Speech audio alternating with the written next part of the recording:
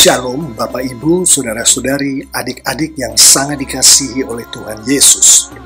Nas yang akan kita renungkan kali ini adalah dari Kejadian 39. Adapun tema yang akan kita renungkan dari Nas ini adalah konsekuensi ketaatan, yang saya lebih suka menyatakan tema ini sebagai konsekuensi ketaatankah? Mari kita mulai renungan kita kali ini dengan kita bersama-sama secara seksama membaca nas kita kali ini sebagaimana terpampang di hadapan kita. Selanjutnya, mari kita renungkan ketaatan Yusuf sebagaimana di nas kita ini. Ayat 8 dan ayat 9 secara tersurat dan tersirat menunjukkan ketaatan Yusuf di nas kita kali ini. Tetapi Yusuf menolak dan berkata kepada istri tuannya itu, "Dengan bantuanku, tuanku itu tidak lagi mengatur apa yang ada di rumah ini. Dan ia telah menyerahkan segala miliknya pada kekuasaanku. Bahkan di rumah ini ia tidak lebih besar kuasanya daripadaku. Dan tiada yang tidak diserahkannya kepadaku selain daripada engkau, sebab engkau istrinya. Bagaimanakah mungkin aku melakukan kejahatan yang besar ini dan berbuat dosa terhadap Allah?" Perintah Tuhan melalui firman Tuhan di Keluaran 20 ayat 14 adalah jangan berzina. Di ayat 8 dan ayat 9 ini, firman Tuhan menunjukkan bahwa Yusuf taat pada Tuhan. Yusuf taat pada perintah Tuhan. Yusuf tidak berzina dengan istri Potifar. Di nas kita ini, ketaatan Yusuf bukan hanya ditunjukkan melalui ayat 8 dan ayat 9. Ayat 22 dan ayat 23 pun menunjukkan ketaatan Yusuf kepada Tuhan. Kita tidak akan merenungkan lebih jauh ayat 22 dan ayat 23 ini. Kita akan fokus untuk merenungkan ayat 8 dan ayat 9. Mari kita renungkan lebih jauh akan ayat 8 dan ayat 9 ini. Mari kita renungkan apa yang terjadi pada Yusuf pada saat Yusuf taat kepada Tuhan, kepada firman Tuhan, sebagaimana di ayat 8 dan ayat 9, di ayat 14 dan ayat 15, dan di ayat 17 dan ayat 18. Firman Tuhan menunjukkan Yusuf difitnah. Dari ayat 20, kita mengetahui bahwa secara tersirat firman Tuhan ini menunjukkan bahwa Yusuf dikeluarkan dari pekerjaannya, yaitu sebagai pengurus rumah tangga Potifar. Di ayat 20 ini pula kita mengetahui bahwa Yusuf dipenjarakan. Pendek kata, ayat-ayat firman Tuhan ini menunjukkan kepada kita, Yusuf taat pada Tuhan, pada firman Tuhan. Yusuf menderita karena difitnah, karena dikeluarkan dari pekerjaannya, karena dia dipenjarakan. Mari kita renungkan lebih dalam akan apa yang tengah dialami oleh Yusuf pada saat itu melalui pertanyaan berikut. Apakah pengalaman Yusuf ini adalah pengalaman yang luar biasa bagi seseorang seperti Yusuf? Apa yang saya maksud dengan seseorang seperti Yusuf? Yusuf adalah umat Tuhan. Yusuf adalah orang yang percaya pada Tuhan, percaya kepada Tuhan Allah Bapa di surga. Apakah pengalaman seperti ini, yaitu taat pada Tuhan, taat pada firman Tuhan, yaitu menderita Apakah kedua pengalaman ini adalah pengalaman yang luar biasa bagi seorang umat Tuhan, bagi seorang yang percaya kepada Tuhan Allah Bapa di surga? Mari kita renungkan jawaban dari pertanyaan ini dari pertama, pengalaman Rasul Paulus yang terjadi pada Rasul Paulus saat Rasul Paulus menghidupi ketaatan, yaitu ketaatan kepada Tuhan, yaitu ketaatan kepada firman Tuhan. Rasul Paulus seperti Yusuf adalah umat Tuhan. Rasul Paulus adalah orang yang percaya kepada Tuhan Allah Bapa di surga, yang adalah Tuhannya Yusuf. 2 Korintus 11 ayat 23, 24, 25, 26, 27 menunjukkan hal-hal yang terjadi pada Rasul Paulus sebagai seorang yang percaya kepada Tuhan Allah Bapa di surga.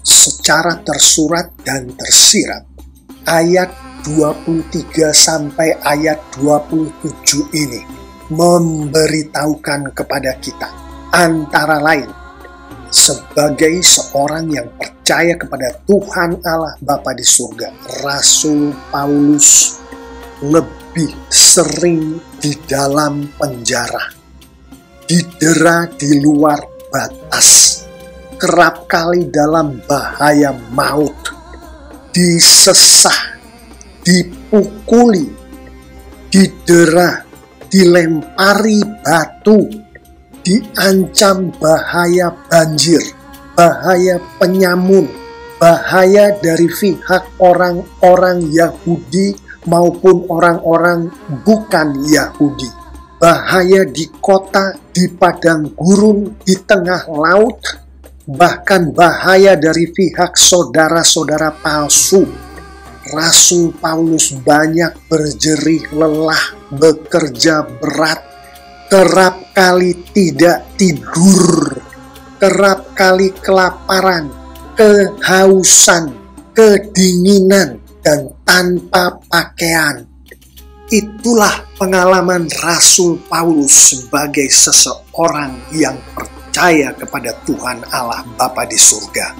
Mengetahui akan pengalaman Rasul Paulus melalui 2 Korintus 11 ayat 23 sampai ayat 27 ini, menurut pemikiran kita sebagai seorang manusia yang berpikir sebagaimana manusia-manusia yang pada umumnya, apakah pengalaman Yusuf di nas kita kali ini adalah pengalaman yang luar biasa? Apakah penderitaan Yusuf akibat difitnah, dikeluarkan dari pekerjaan, dipenjarakan adalah pengalaman yang luar biasa? Selanjutnya mari kita renungkan jawaban dari pertanyaan tadi dari pengalaman Yesus. Yesus Kristus, Tuhan Yesus Kristus. Pada saat Yesus menghidupi ketaatan, yaitu ketaatan kepada Tuhan Allah Bapa di surga, ketaatan kepada firman Tuhan.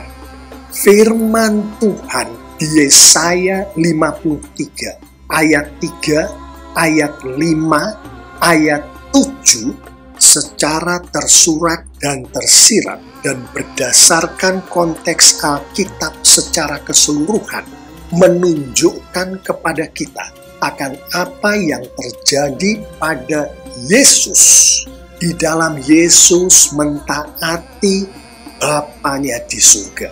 Di dalam Yesus mentaati firman Bapanya di surga. Firman Tuhan.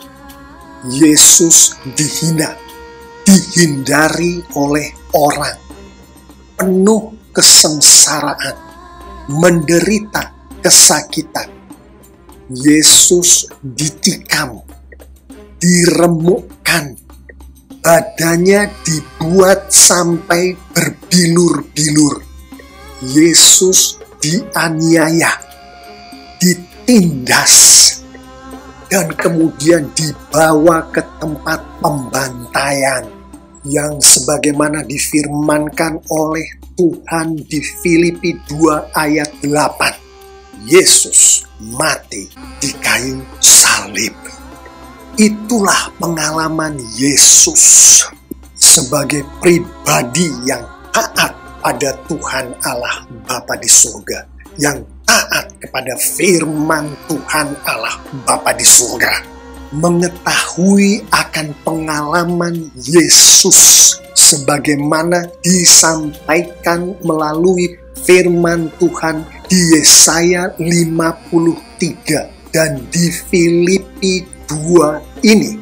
Menurut pemikiran kita, apakah pengalaman Yusuf menderita akibat difitnah, dikeluarkan dari pekerjaannya, dipenjarakan adalah pengalaman yang luar biasa? Firman Tuhan di dalam Alkitab dengan jelas menunjukkan kepada kita bahwa pada saat seseorang dipanggil oleh Tuhan untuk menjadi umat Tuhan, untuk menjadi orang yang percaya kepada Tuhan melalui percaya kepada Yesus Kristus, maka orang termaksud dipanggil pula untuk menghidupi semua pernyataan Yesus, menghidupi semua firman Yesus, menghidupi semua firman Tuhan, termasuk apa yang dinyatakan oleh Tuhan Yesus di Matius 16 ayat 24. Lalu Yesus berkata kepada murid-muridnya, "Setiap orang yang mau mengikuti aku, ia harus menyangkal dirinya, memikul salibnya, dan mengikut aku." Dengan jelas, baik secara tersurat maupun tersirat, Yesus sendiri berkata bahwa panggilan orang percaya, panggilan orang yang percaya kepada Tuhan Allah Bapa di surga, yang percaya kepada Tuhan Yesus Kristus, adalah panggilan untuk hidup menyangkal diri dan hidup memikul salib. Artinya hidup menderita. Firman Tuhan, Alkitab, menunjukkan kepada kita semua apa saja yang terjadi pada orang-orang yang percaya kepada Tuhan Allah Bapa di surga, yang percaya kepada Tuhan Yesus Kristus. Pada saat orang-orang itu menghidupi ketaatan kepada Tuhan Allah Bapa di surga, menghidupi ketaatan pada firman Tuhan, yang antara lain adalah sebagaimana difirmankan oleh Tuhan di 2 Korintus 4 ayat 8, ayat 9, ayat 10, ayat 11, yaitu antara lain orang-orang percaya yang menghidupi ketaatan kepada Tuhan Allah Bapa di surga, kepada firman Tuhan, mengalami ditindas, dianiaya, dihempaskan, selalu berada di ambang kematian, selalu diserahkan kepada maut. Bapak, Ibu, saudara-saudari, adik-adik yang sangat dikasihi oleh Tuhan Yesus, itulah panggilan kita. Itulah pengalaman hidup kita sebagai orang-orang yang dipanggil sebagai orang percaya. Percaya kepada Tuhan Allah Bapa di surga. Percaya kepada Tuhan Yesus Kristus. Mengetahui akan panggilan sebagai orang percaya. Mengetahui akan kehidupan sebagai orang percaya sebagaimana dinyatakan di dalam firman Tuhan yang baru saja kita renungkan ini.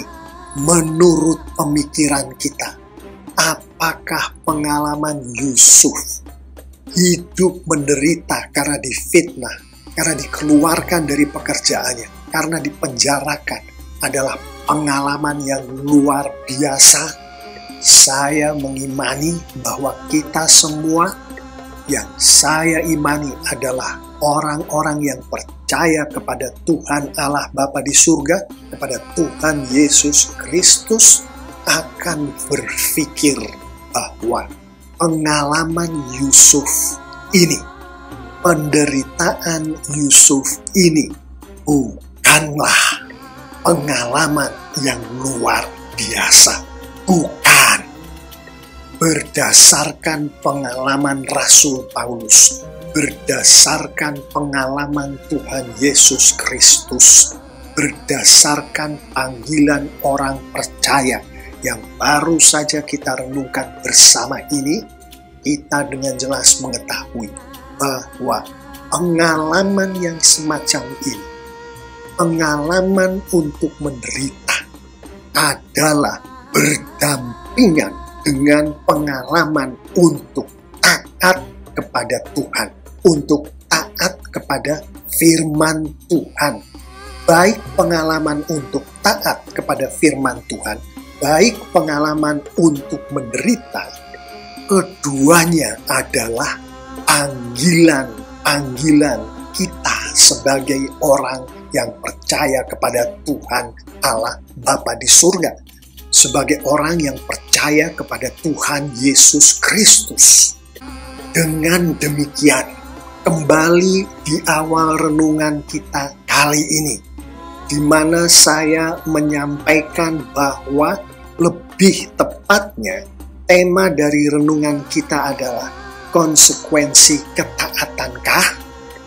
Menurut ayat-ayat yang baru saja kita renungkan tadi, dan menurut penafsiran yang ada, kehidupan menderita seperti yang dialami oleh Yusuf, seperti yang dialami oleh Rasul Paulus, seperti yang dialami oleh Yesus, Tuhan Yesus Kristus, adalah panggilan Tuhan kepada kita, orang-orang percaya.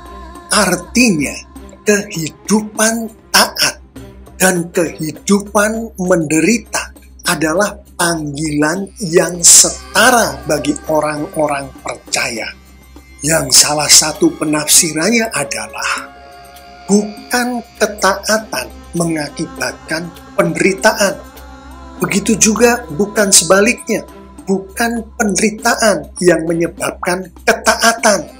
Ketaatan dan penderitaan berjalan bersama. Artinya, orang percaya itu hidup taat pada Tuhan, pada firman Tuhan. Orang percaya itu hidup menderita. Sebagaimana hidup taat dan hidup menderita itu dihidupi oleh Yesus, dihidupi oleh Tuhan Yesus Kristus. Jadi kalau ada orang percaya yang merenungkan, mungkinkah dengan saya taat pada firman Tuhan, saya tidak akan mengalami hidup menderita? Saya hanya akan mengalami hidup menderita sedikit saja karena saya taat? Jawabannya adalah tidak mungkin. Sebagaimana ditunjukkan oleh Yesus sendiri, orang percaya taat, orang percaya menderita.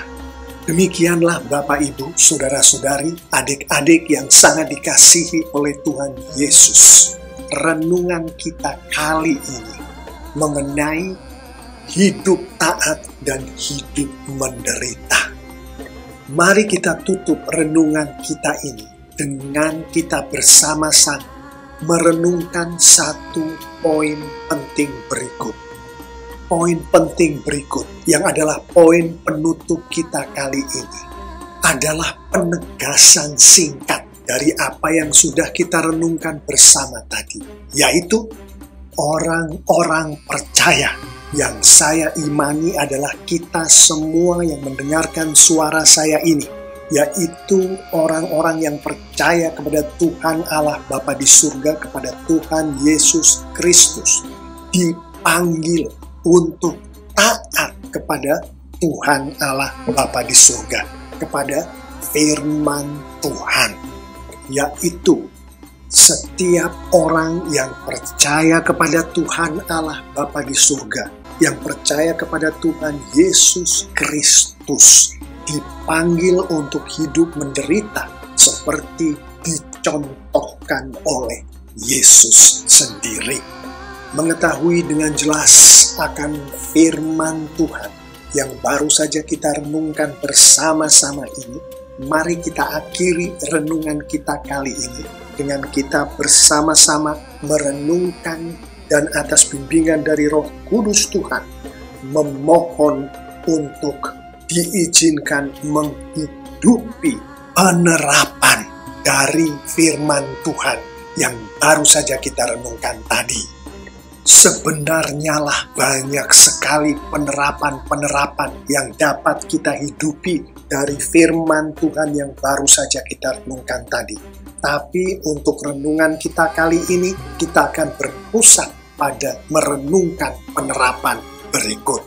Sebagaimana difirmankan oleh Tuhan Yesus sendiri di Matius 16 ayat 24. Setiap orang yang mau mengikut aku, ia harus menyangkal dirinya, memikul salibnya, dan mengikut aku.